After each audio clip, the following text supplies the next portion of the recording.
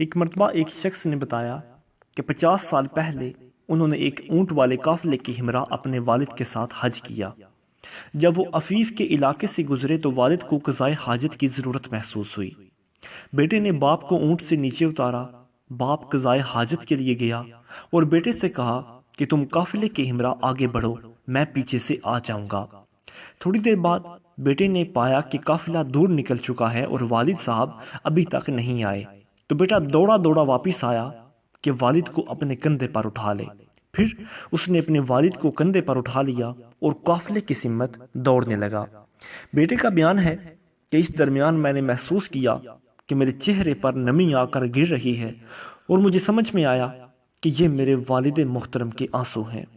میں نے کہا کہ اللہ کی قسم، یہ تو میرے لیے ایک ریشم سے بھی زیادہ ہلکے ہیں۔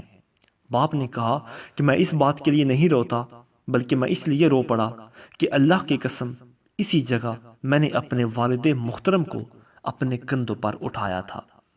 دنیا مقافات عمل ہے، جو آج بونا ہے آپ نے کل وہی کاٹنا ہے۔ اور کہا جاتا ہے کہ ماں باپ کے ساتھ سلوک ایک ایسی ڈائری ہے کہ جسے لکھتے آپ ہیں لیکن اس کو پڑھ کر سناتی آپ کو آپ کی اولاد ہے۔ اپنے ماں باپ کے ساتھ اچھا سلوک کریں۔ اشفاق احمد لکھتے ہیں کہ محبت اس سے کریں جو لازوال ہے۔ یہ دولت، یہ جائیداد، یہ بینک بیلنس جو اب آپ کی ملکیت میں ہیں، کیا ذرا سی موت ان کے درمیان حائل ہونے سے یہ ساری چیزیں آپ سے جدا نہیں ہو جائیں گی؟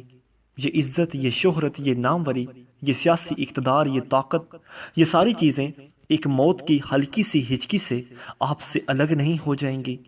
اسی لیے صوفی کہا کرتے ہیں کہ ان تمام چیزوں کے آگے اپنے آپ کو پہلے ہی مار دو، خود موت اختیار کر لو۔